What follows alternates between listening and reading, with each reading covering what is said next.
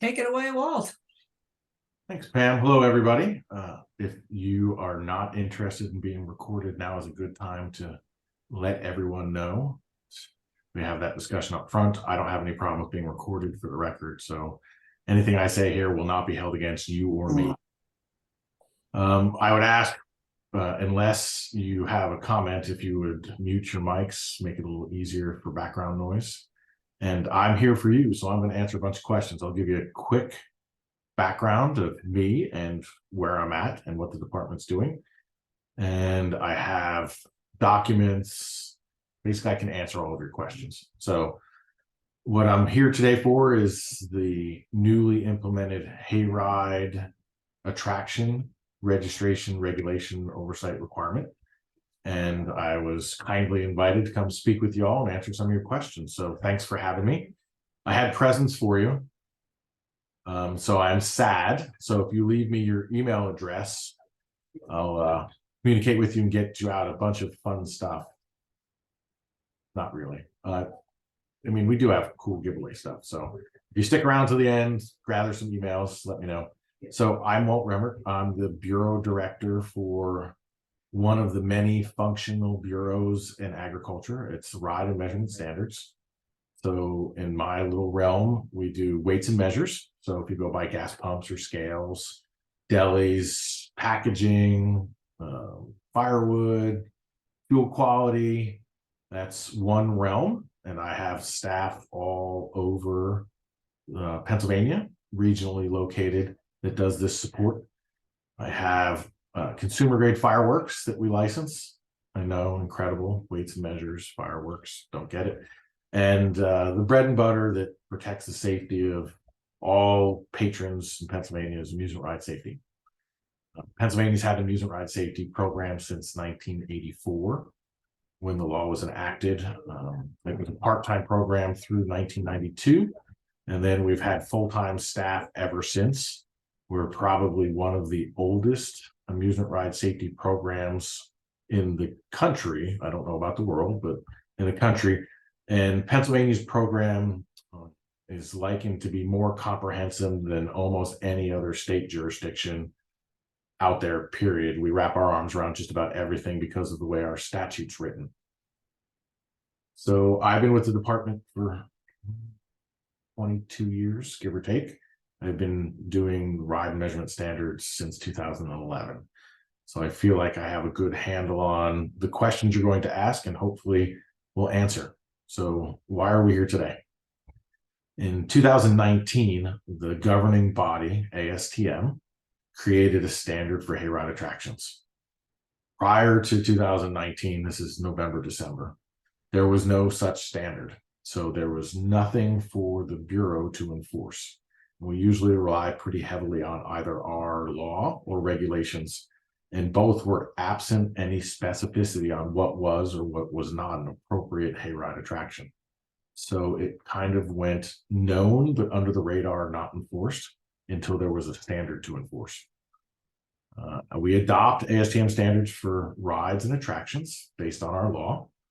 And when that new ASTM regulation came into existence, where there was none in the past, we scratched our head and said, how do we move forward enforcing this, right? So this is an area that was extremely delicate because we understand that the people who are operating hayride attractions in Pennsylvania have been doing it for the most part for decades and some, and extremely successfully so.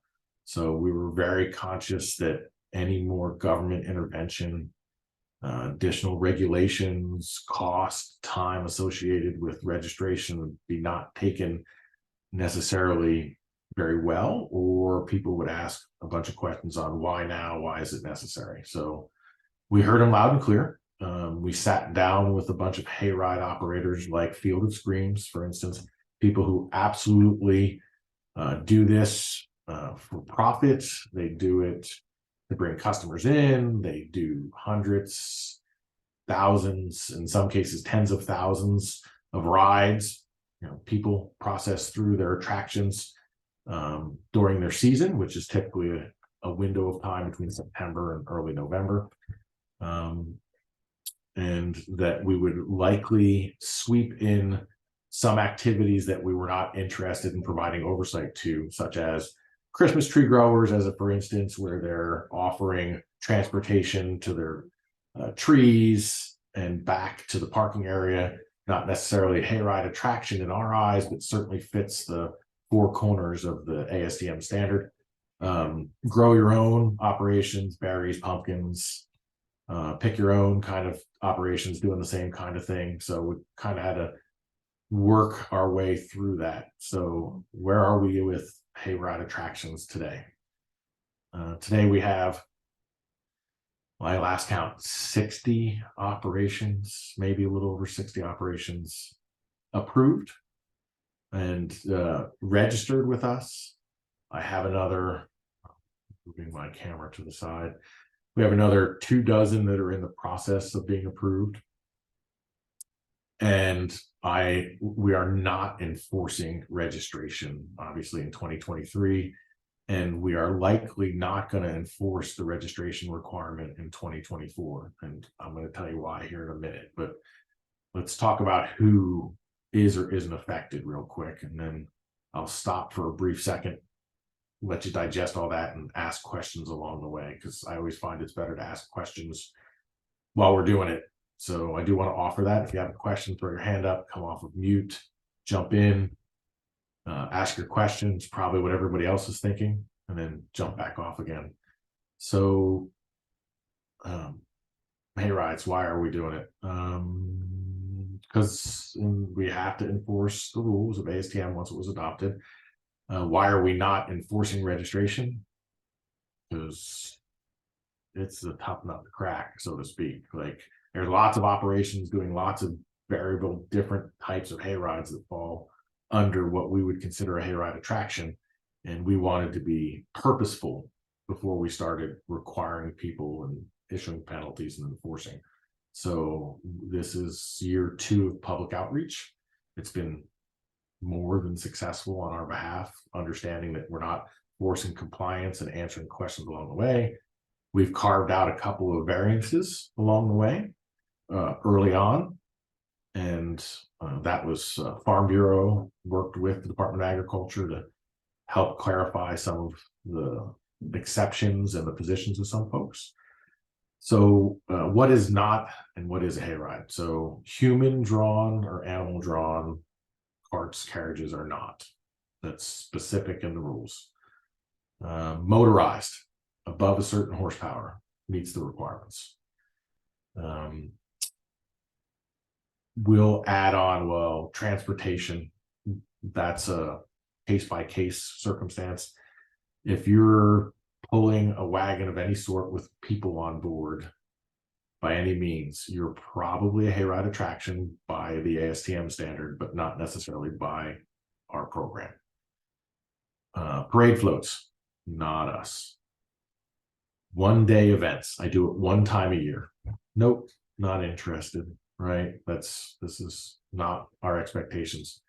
2 days, we'll have a conversation with you. A week, obviously we'll have that conversation too. You do it regularly, probably yes, for sure. The standard is 6 pages long, and we've kind of wrapped our arms around every piece of it and then created a whole bunch of paperwork that relates to it, with the intent that you would always interact with us first to walk you through the paperwork. I happen to be that guy. So I'm gonna take a breath. I'm gonna let some folks come off of mute, ask a bunch of questions, and see where we're at.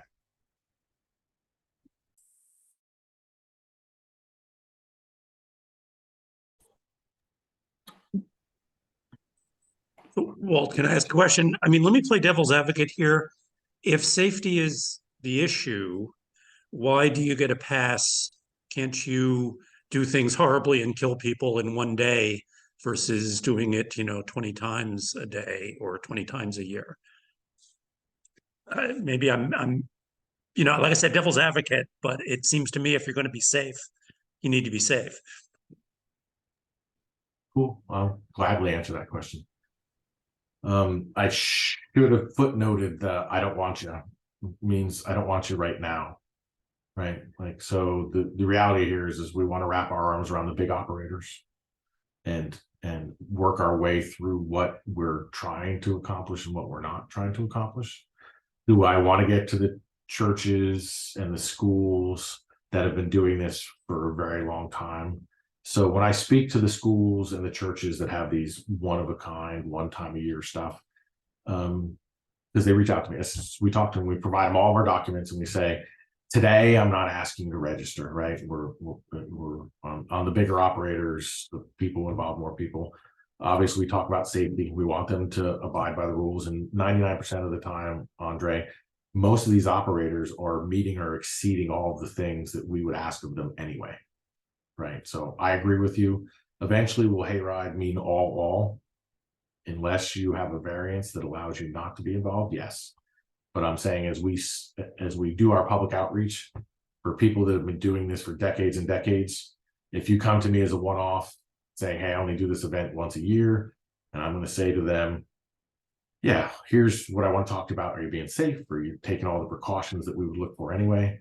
And 99 times out of 100, they are. Do they have liability insurance? That's a big deal that most people don't think about, that if you're borrowing farm equipment or you're on somebody's property, that liability rests on the equipment owner, not just the operator or the location you're being operated on. And, you know, they ask questions of me. They say, well, what does that kind of insurance look like? I said, well, what if the worst possible thing happens, right? Or have you thought about that and you're prepared to deal with that repercussion, right? That's our program makes that a requirement. That's part of the registration process, that you understand the risk that you're taking, the liability is covered, and that we've implemented plans and mediation along the way to make sure that we've reduced the risk as much as possible, and whatever residual risk is left over, you're willing to assume.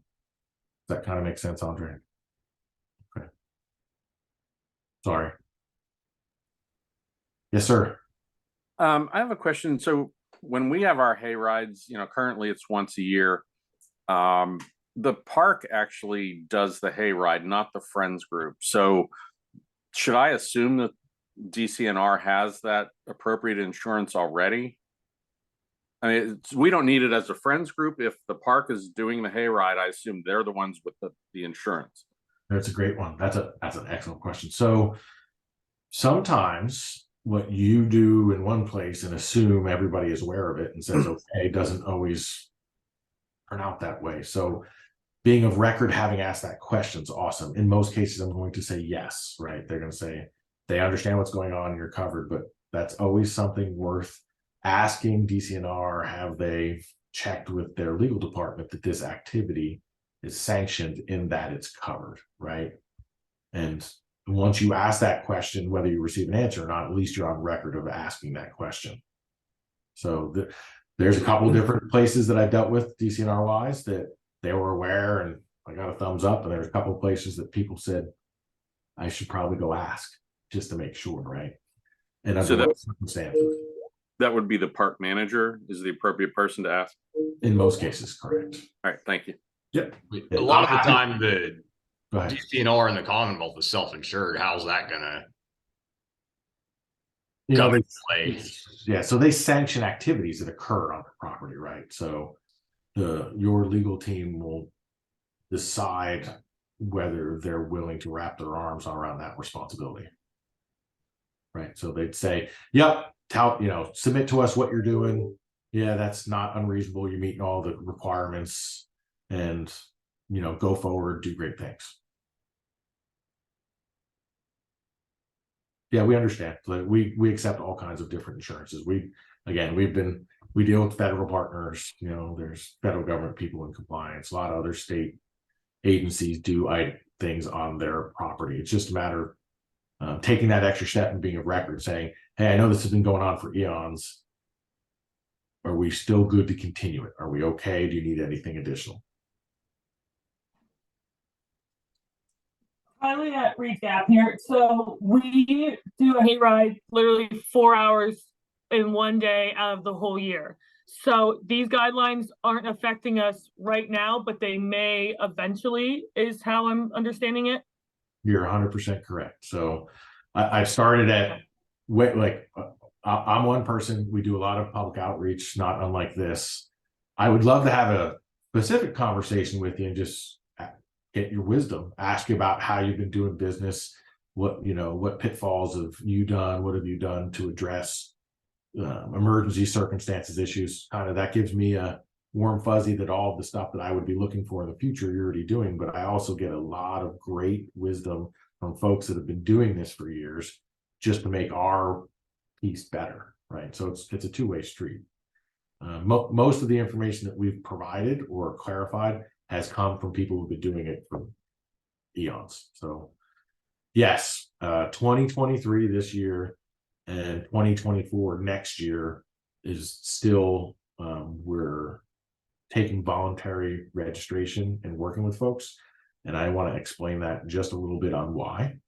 So part of our registration process is you have to be an inspector, right? So you'll, as an owner or an operator, depending if you lend equipment, you own the equipment, you have a partnership with DCNR and use property and pieces, that kind of stuff. Somebody registers the Hayride attraction and provides all of the detailed information that we request. It looks like a lot. It's not really a lot, I promise. I'll show you what one looks like completed here in a few minutes. But the ongoing piece, the enduring piece, is the requirement to be an inspector for that device. So Pennsylvania, unlike other jurisdictions, and why our safety record, knock on wood, is as solid as it has been since the inception, is that we have a program that uses private certified inspectors in concert with our state inspectors. So almost every amusement ride operator owner has their own private certified inspector, and we run that program of certification. There's no money attached to that as far as our piece of it. There is a fee for affiliation, $50, and there's a fee to take a test, $50. DCNR employees, government employees, we have a conversation about, do we charge other state agencies? The answer is no. So you take a test to become an inspector, and then it's a 3-year license. And then over that 3 years, we have continuing education. This is the linchpin requirements for that category of license. So it's a model that we've seen in other state agencies. So we come to you, we test you, you pass your test, I issue your credentials. In that licensing period, that 3-year period for my credentials, you have 16 hours of continuing education, depending on license type. Could be 24 hours, could be 32 hours, could be 48 hours, depending on what level of licensure. But solely for a Hayride attraction, 16 hours of continuing education. And we, the Bureau, certify continuing education. We don't offer it, but there are private organizations, vendors that do come in and offer it. Here's the piece. Some of our, like inflatables, some of them do their own training, and we certify that training, right? What's missing for Hayride attractions, because it's brand new, is there's no historic Hayride attraction specific training out there. So in many cases, you would have to pay to send somebody to a training event that's certified in order to get their continuing education requirements. And I don't know, it's my opinion that that is not a good fit for this requirement. So I've been dragging my feet for making it mandatory until we can resolve the continuing education question. So for instance, DCNR can say, well, I want to create a curriculum and offer continuing education on Hayride attractions and follow our 1-page model on what it is. And you want to offer 2 hours or 4 hours of training. And you do that 4 times over 3 years. People come to this training and I have approved it, and you have your 16 hours of continuing education. Right now, we have a vendor that you sign up for that offers continuing education. So we have the Dorney Parks and the Hershey Parks. They do their own training and get certified.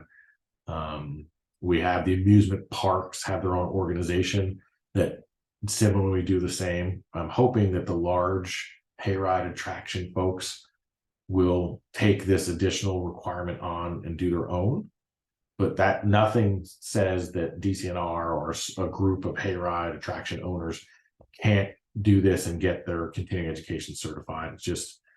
It's not in place. There's a cost associated with that to use one of our vendors that's approved. And I don't necessarily think that's the best model to pass along to hayride attraction operators. So that's the thought process on our end. Does that generate any more questions from anybody?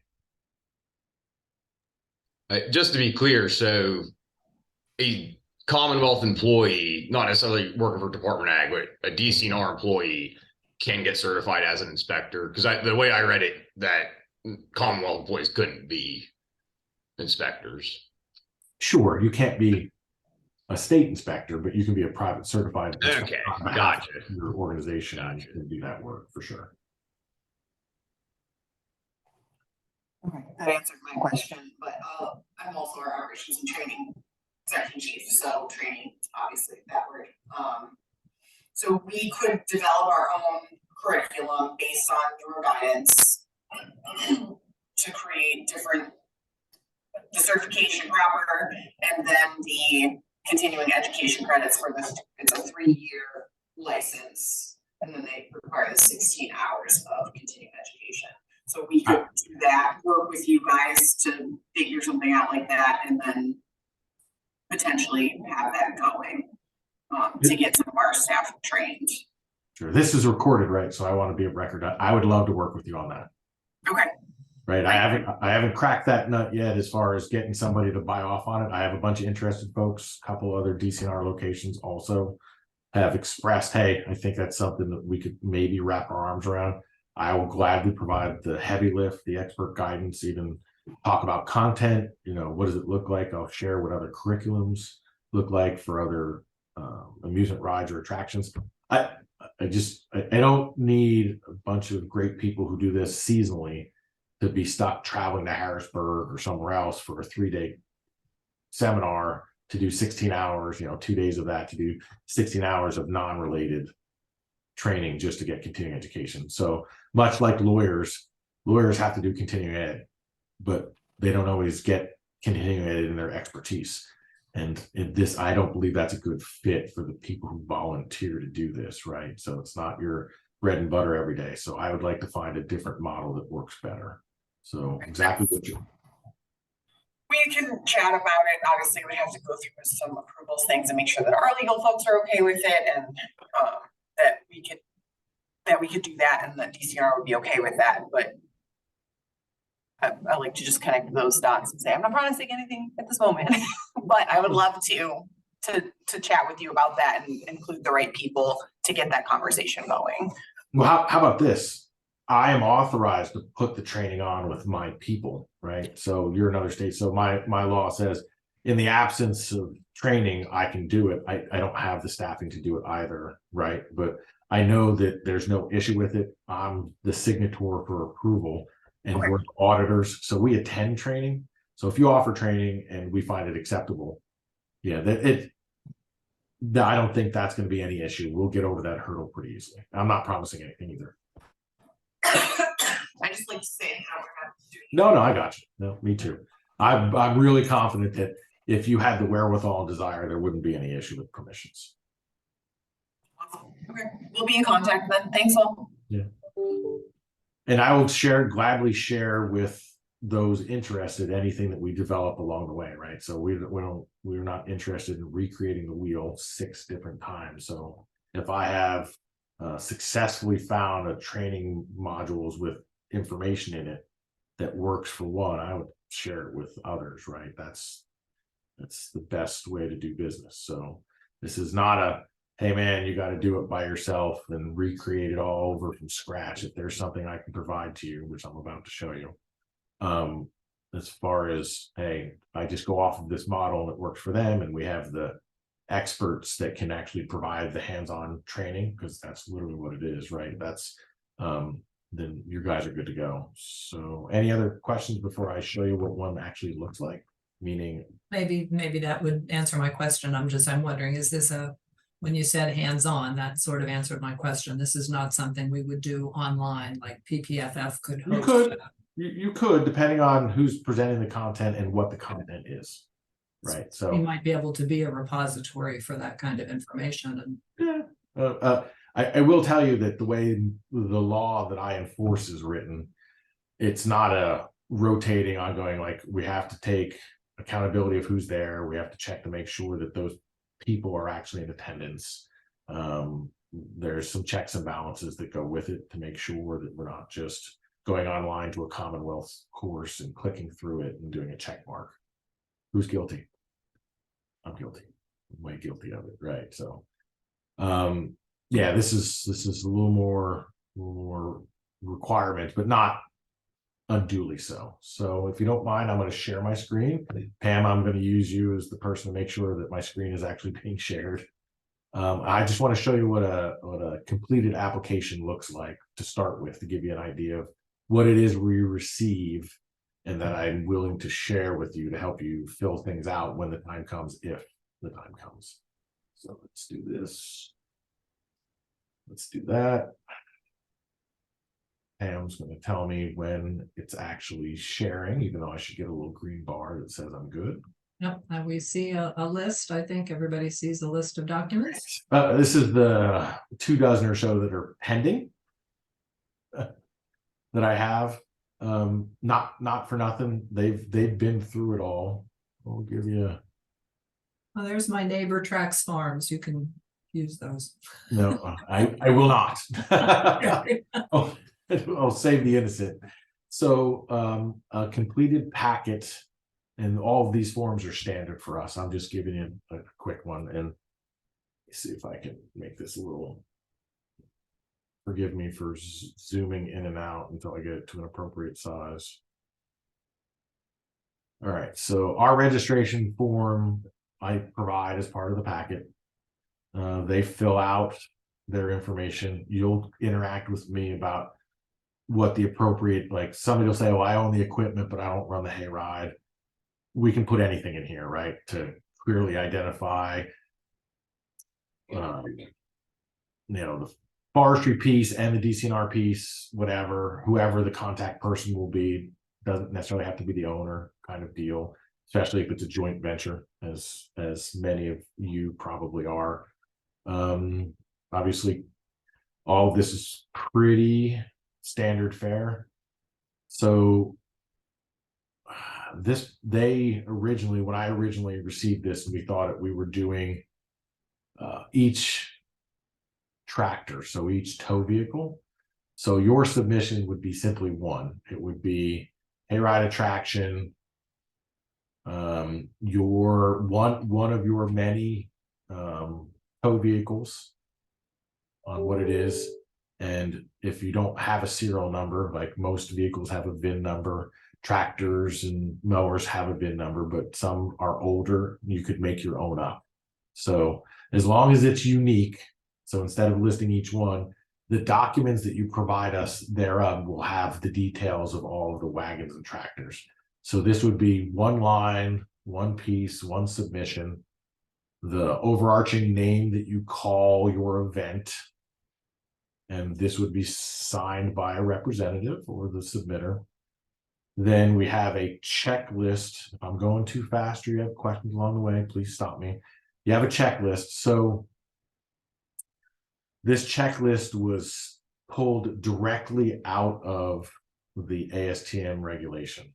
So maybe that's probably where I should go. Give me a second while I click through a couple things. Where's my other folder? Nope. Yep.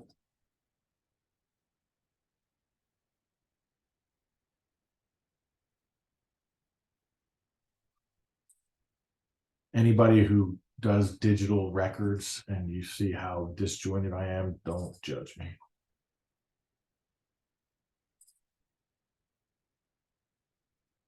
There we go. So if you had the money, which I will not make anybody purchase, but nor can I share it because it is a copyrighted document. This is the 28 pages, but you'll notice as I slowly kind of go through it, and I will go back, that really it's only 5.5 pages, and then it goes to a bunch of examples that they've provided regulators to it. So the next 22 pages are all tables and graphs that we've actually provided, a sample test, and a bunch of related information that we've also cut, paste, and stolen and added into our. So the committee who put this standard together at ASTM had a lot of Hayride attraction people who sat on it. So they made it very short, very succinct, to the point, what is, what isn't. And then they provided a lot of examples for people who would institute the requirements. So we appreciate that. So I just want to give you a quick overview that when I go back to this checklist,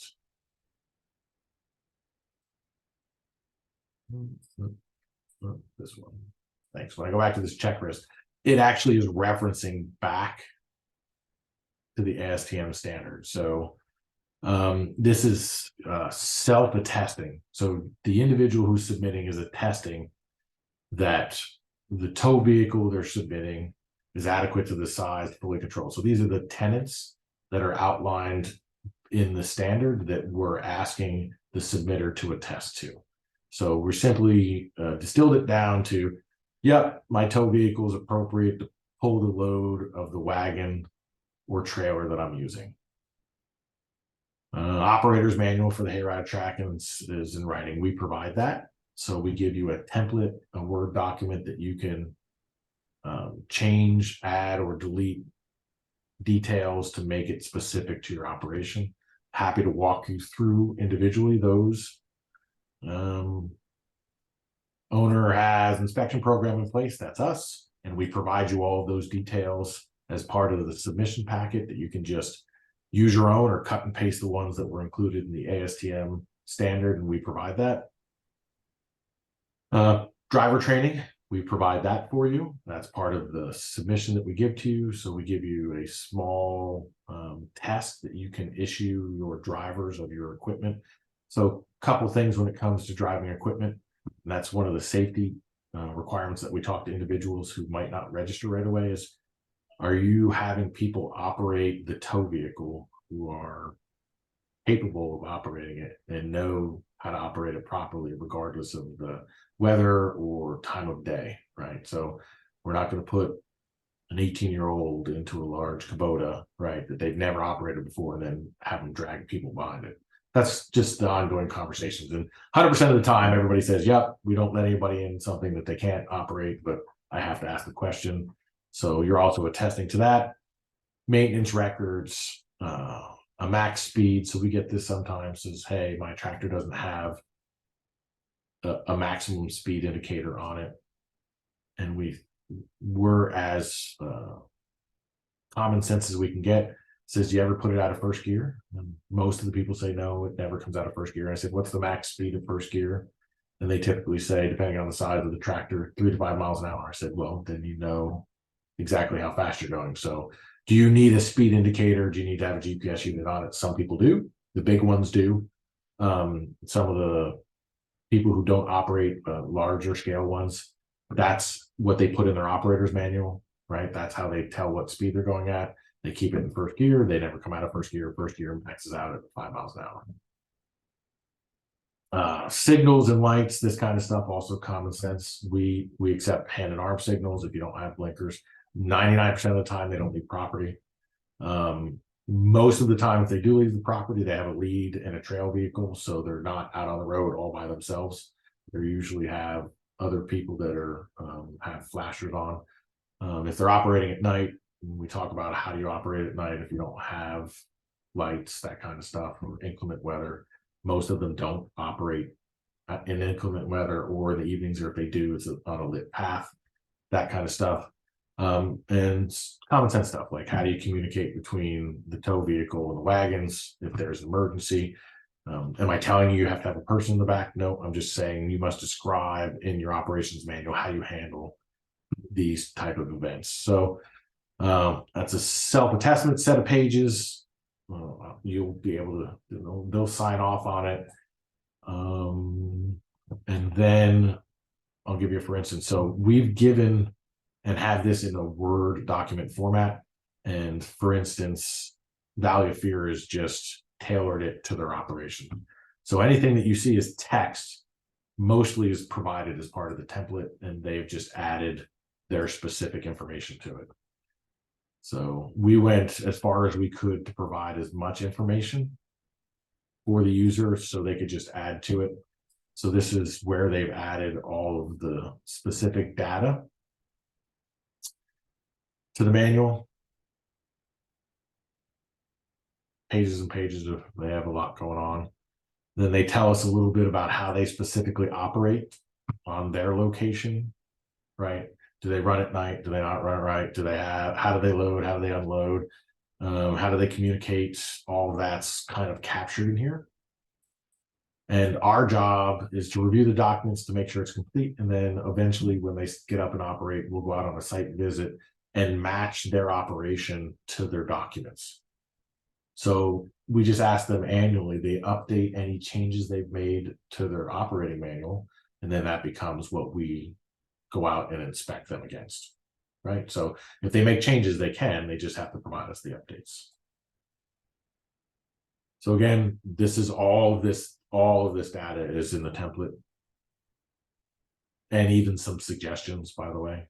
So we've added suggestions that you can modify or leave that meet the requirements of the submission. We've offered, this is all part of that. So we've given you a seat so you can actually have your folks who are volunteers or operators sign off saying, yes, I understand. Just a quick checklist to cover your own back in case something happens, God forbid. And then all of the checklists, right? They've adopted the checklist that we provided them as part of the package.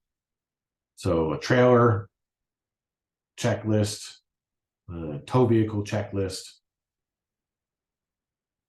a couple different variations of that. And then part of the submission is their route, what it looks like. It doesn't have to be this pretty. I have hand-drawn ones, perfectly fine. And then we'll get a bunch of pictures of the tow vehicles and the wagons and some specifics of the attachment points at the pintle. So you'll just see they had, I don't know, a half dozen tow vehicles and also another half dozen to 10 wagons. So they're going to give us just, this is their fleet that they'll intermix. So if you don't have IDs on wagons, you could spray paint a picture, you could put a number on it. Like, as long as you can uniquely identify each wagon to each tow vehicle so you know what you've inspected, that's all we're really looking for. You don't have to be elaborate. You don't have to get crazy. We have people that have a ghost on one, a pumpkin on another, and that's how they identify the different wagons. We're not telling you have to have a set of steps. We're not telling you you don't have to have a set of steps. There are some reasonable expectations about, do you know the maximum weight of them? Is the tow vehicle capable of stopping them in all circumstances? How do you have patrons on these wagons? I won't tell you have to have side rails, but we'll strongly encourage side rails. Like if we were going to, like in this particular case, like we know how they do it. They have an employee on the wagon with them. There's hay bales lined down the center, so they put hay bales on the center and they sit on either side, so they're not around the periphery. Yeah, just we're okay with this based on the way they operate. So we're not saying you have to go make any crazy modifications to anything. We just have to make sure that you're considering all of the potential hazards when you don't have side rails and that kind of thing. And we're just about done. So really what you saw was a registration form, a checklist that the individual submitting attested to, our template filled out specific for your operation, a route plan, and pictures of the wagons and trailers. So I'll jump in and say, do we have questions now? Any comments, concerns, questions? Go ahead, Chris. Just to make sure I'm clear. So you would need somebody to get certified as an inspector before registering, and it's okay. So you're doing the registration. So right now, because this is voluntary, there's no penalty assigned to it, right? So we're still in that outreach program. All of those people that have registered with us are doing so in good faith, right? Not because they have to, because they're going through the process. We're working through. A lot of them already have other rides with us, so they already have a certified inspector on premise, or they know one, right? So they're just coming into compliance. So when I say certified inspector, all of our rides have to have this, and we have different categories of licensure. So if you're only having a hayride, then you only need a hayride inspector license. If you have hayrides and something else, then you're probably already an affiliated class 1. Just think of your driver's license. You get a driver's license and you have endorsements for motorcycle, you have endorsements for hazmat, you have endorsement for bus or ticket. This is the same logic that we use. So once you have more than one specific ride that you inspect out of a category, then we just bump you up to a license that covers all of those subcategories, right? It's less continuing education time, and it gives you a broader stroke. So the test is terrible, just to be clear. I mean, it's not a good thing. It's not fun. But so if we wanted to try to get ahead of it, we could start doing the registration Yeah, stuff. 100%. Yeah. And then work through all of this paperwork, take your time, and then we'll show you what our program looks like for inspectors while we try to figure out the continuing education stuff. So we have the test and the license category for hayride attractions. Like we've been doing this obviously for decades, so we get it. I just had no comfort level with saying the only remedy you have for being an inspector is to come to Harrisburg, once every 3 years to do, like, too many volunteers, too much time. It's something we can figure out a better way to do, and that's what I want to get to. So that is really the overarching reach. And there's been a couple different things. There's been a bunch of positive feedback, right, from people that we're working with, and the opportunity to create this continuing education model that works best for this ride type, right? So and I have not found in all the people that we've spoken to, whether they're part of the registration process yet or not, anybody doing anything that I would have considered unsafe, that I would have had to go out and shut down, to Andre's point, right? Like, everybody's been doing everything that I could ever ask for. There's some tweaking, right? That the standard requires, the tamper resistant secondary piece to the hitch, the consideration for, like an emergency process, are you talking to your employees specifically about those things, before you're actually taking people out, that kind of stuff. But a lot of these people have been volunteering and doing this for years and years and years and years, and they've worked through it, maybe not formally, but informally, right? So we're just capturing that same information formally, under a structured environment.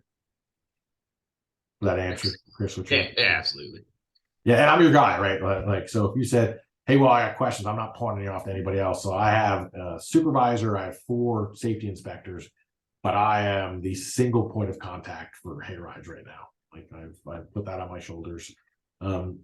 Let's just say that I don't always agree with my staff, and they've given it to me to make what I will of it. And then I'm going to hand it to them when it's successful and say, implement, because we figured it out.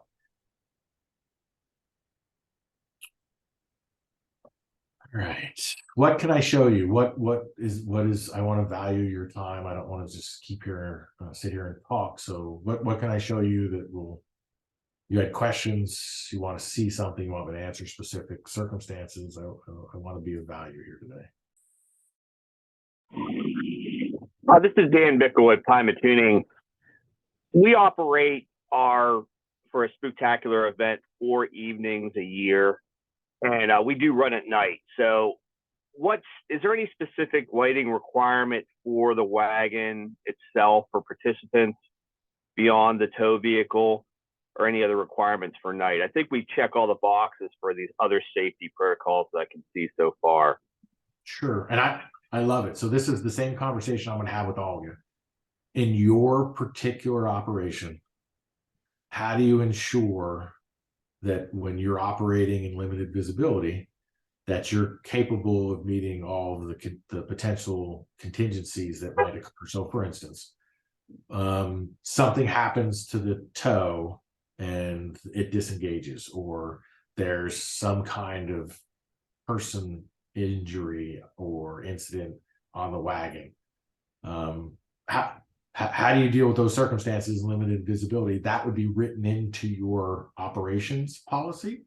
And we would talk about that, and we would use the layperson logic here. Like, since there's no right or wrong answer, it's based on circumstance, we would say, does that mitigate the risk enough for you to feel comfortable that in 99% of the time when this happened, your procedure will cover it? Okay, thank you.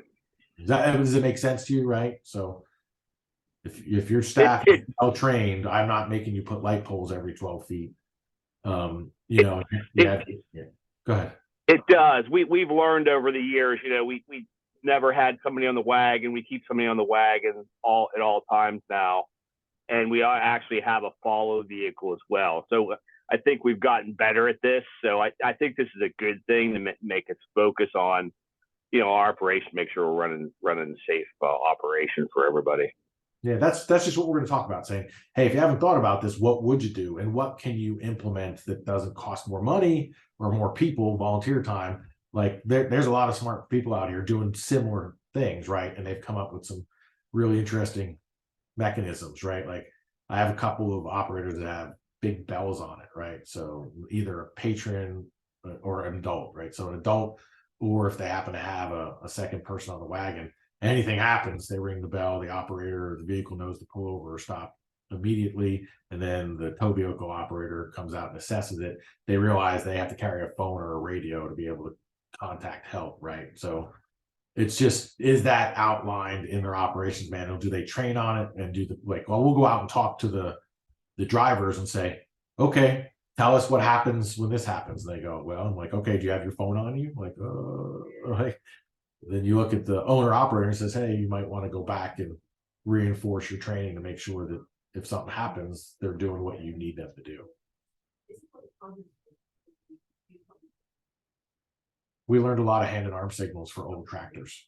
Like, I haven't ridden a bike in years, but now I remember what right and left turn looks like and what stop looks like. It works. Okay, what else can I answer? What else can I show you? Well, so for now, you said you're not requiring these things yet. Do you have a timeline? So I know 23 and 24, you're not enforcing the registration requirement. We don't have a timeline for like when there's not like a hard date. So, okay. Yep, depends on how 24 goes, right? So if all of these conversations trickle to nothing, right? I don't have anybody who says I can't do it or I don't understand about it.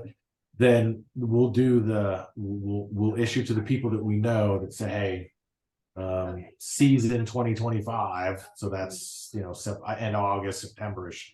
We're going to be actively out looking for these activities. And if we find them, we're going to give an opportunity to comply, right? And then if they don't come in compliance in the window of opportunity that we give them, we're going to shut them down. We're going to issue them a stop use order. And that typically does it. Stop use order just means stop what you're doing until you reconcile your activities and register with us and meet those requirements. So as much public outreach as we can do, not out to cause harm and heartache, but we figure 22, 23, 24, 3 years of notice to all of the organizations that we know that they don't know we're coming, that by the time we actually do come out there and start doing enforcement, they shouldn't be surprised when we issue a stop use order and say cease and desist until you resolve this. And We that have, would we have a pretty big hammer, by the way. I don't want to negate that. So we have a clause in our statute that says $10,000 a day or per incident, right? So if I shut you down and I find you operating, like I can levy 10,000 per, right? I rarely, and that's 12 years I've been doing this. I have done it to some operators, both weights and measures and rides, but rare, like just super rare. We like compliance by education. We strive for compliance by education. And that would then encompass like a 1-day event. Would that encompass like a parade? I don't think we do too many parade things, but I do think sometimes people, are asked to do something in a parade. So that would then encompass those things once it is finally, or no, not at all. Yeah, once we start enforcing, my guess it'll be across the board for all event types that are not specifically excluded by a written variance, right? So I appreciate where you're coming from. As we continue to grow, we've changed our variances twice, right? We've added, we had an initial variance, then we added to it, right? So, and I will gladly share that document. That's part of what we share with everybody. So parades are not covered, right? Parades are never covered. So in the ASTM standard, animal drawn, human drawn, or parade floats, not a hayride attraction. They're specifically excluded. Our variance lists for transportation purposes only. It's a little wonky. So if you advertise a hayride or call it a hayride attraction, or people are coming there to and expecting it as a hayride attraction, it doesn't do anything but drive people around back to point A, and you act like a hayride attraction, I'm going to treat you like a hayride attraction. If you go out to your growing fields, you drop people off, it's solely for transportation. It's obviously only being used that way. You're not advertising it in any shape, means, or form as a hayride attraction, saying, hey, transportation is provided to the fields in return, then you're excluded by our variance. Right. So we strongly encourage people who add that, like Christmas tree growers, they say, hey, come out, enjoy, but don't add the hayride attraction. Take that out. But most Christmas tree growers already have barrel trains, which already are under us, that they have to be registered with us. So, or bounce houses, or pedal carts, or giant slides, or zip lines, or swings, or anything you could think of. Climbing walls, high ropes courses, low ropes courses, confidence courses, slides over 12 feet, swings into water, inflatable things on the water. All us. I know DCNR's going, stop it. Stop listing things that we haven't had registered. Okay, it's good to know what things are classified as or what they fall under. So. Yeah, don't ask me, because I'll find something. Don't do it. Just assume if you haven't ever registered, don't do it. Okay, and so I just want to clarify that I have the testing stuff for when I have the discussion with folks. So you guys offer the test, but not continuing education credits. There's no charge for DCNR for the test. For the We're reporting certification. still, right? Yep. That's so state agency to state agency, I am not allowed to charge you, nor do I intend to. So there's weighmaster licenses, all the other functions, state organization to state organization, there is no fee associated with the testing. That's correct. And that would pertain to state employees only? Catch me on a better day. I'm not going to answer it on recording. Why don't we have that? Gotcha. Sorry. That's fine.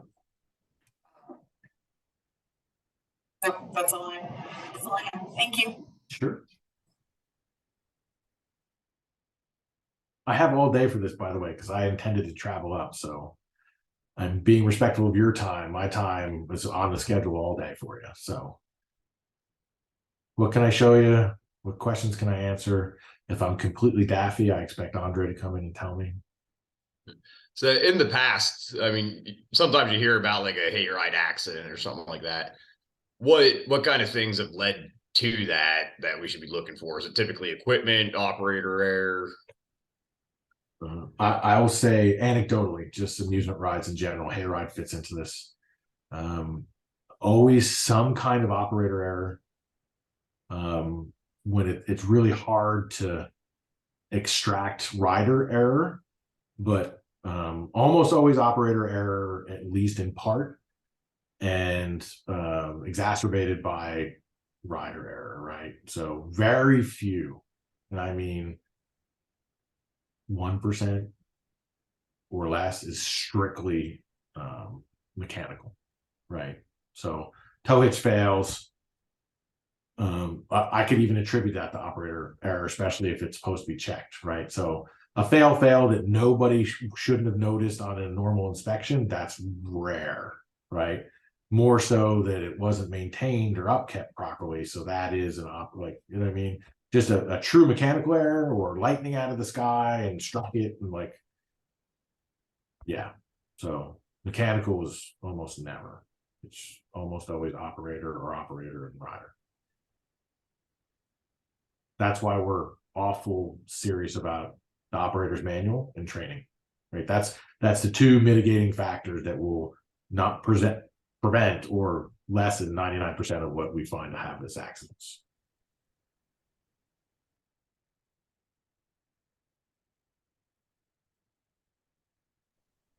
So on that, so operator training, so not the inspector training, operator training. So there's no certification or anything like that for operators for hay rides, but the organization, whoever's doing it, needs to have a training plan and needs to have that provided to you guys for the registration, essentially.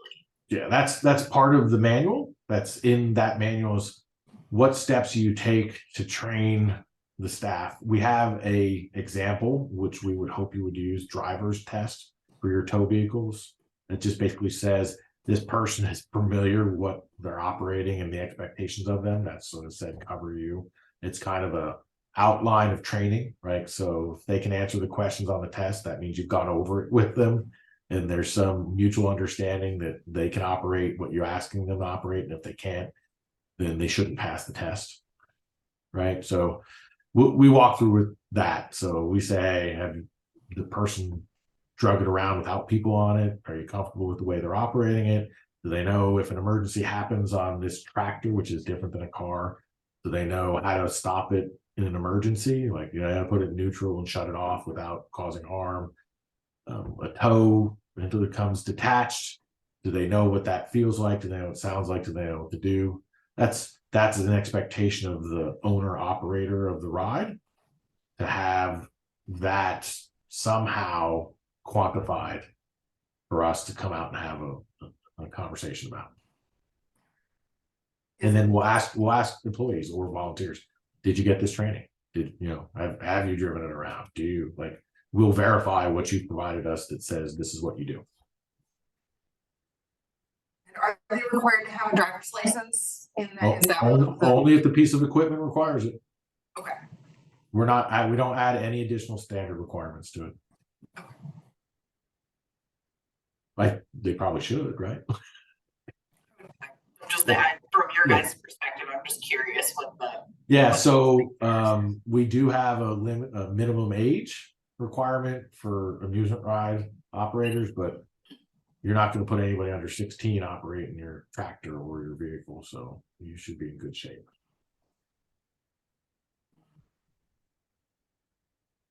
But you guys don't offer any of that sort of training, operator training. We can help you craft yours, right, based on the information that we provide, and we can give you best practices that we've dealt with. We can ask other big organizations that do it to provide it, so you don't have to recreate the wheel. So I'm sure there's stuff out there that already exists that we can share. Okay. Yeah, I think there's a template or something out there. I don't need to. Well, you can pick and choose, right? So Field of Screams and a couple other places, they have a lot of operators, right? They have a lot of equipment, so they are willing to share, and we are willing to share on their behalf. Thank you. Yep.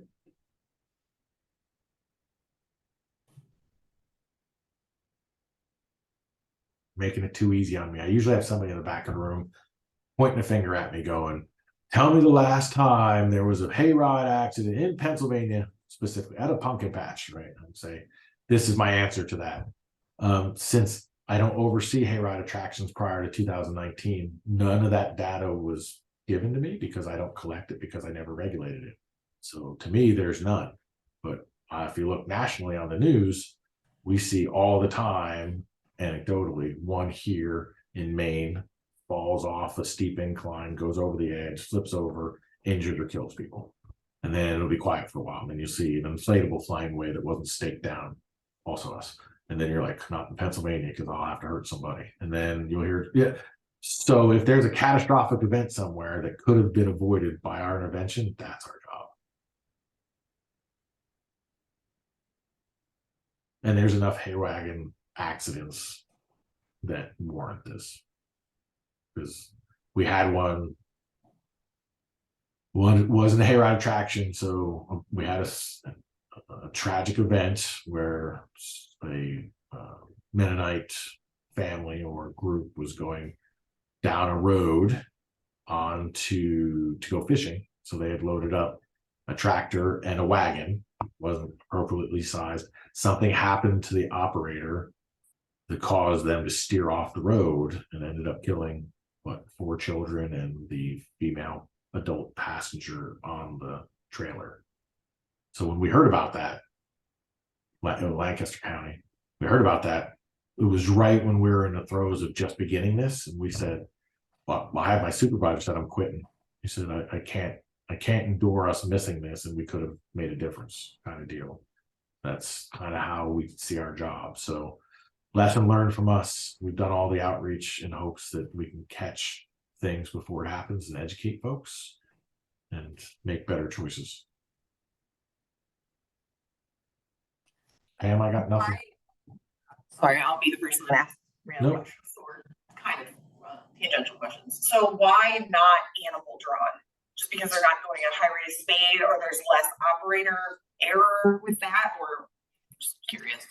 Yeah, great. So inherently, when there's not a mechanical piece to it, it doesn't rise to qualifying as an amusement ride or attraction. I know that's kind of weird, but they try to stay around the genesis of what an amusement ride or attraction is. So animal drawn stuff is typically working horses, carriage rides, that kind of stuff. Falls under a different purview, like taxis, right? So they fall not under an amusement ride, they fall under a different definition. So they've kept that with that theme across the ASTM standards. So I don't do horse and pony rides at fairs and carnivals unless they're on a mechanical lead. So if they're on a mechanical lead, they're mine, right? But if they're led by a person, they're not mine, right? So that's the fine line that's always been drawn for animal related stuff. So I think this is just an addition to that. I don't know that that's a valid point when it comes to you're drawing a hay wagon with 6 huge draft horses, other than you better know what you're doing. Thank you. And I have another one. So, and you guys use the term motorized, so I assume you guys are accounting for in the future. I don't even know if they're a thing yet or not, but it seems to be the trend for all motorized things that were combustion engine are moving towards electric motors. So you guys use the language motorized already. So will that captures that if in the future there's an electric tractor? Well, yeah, the variance is human or horse drawn or animal drawn. So human or animal drawn. So if it's not one of those two things and its power rating, horsepower rating is above a garden tractor, right? So there is a low end threshold. I think it's 37 horsepower. So it's a low number. It wouldn't equate to any of you folks, but yeah, we would definitely be able to wrap our arms around that without any change in language.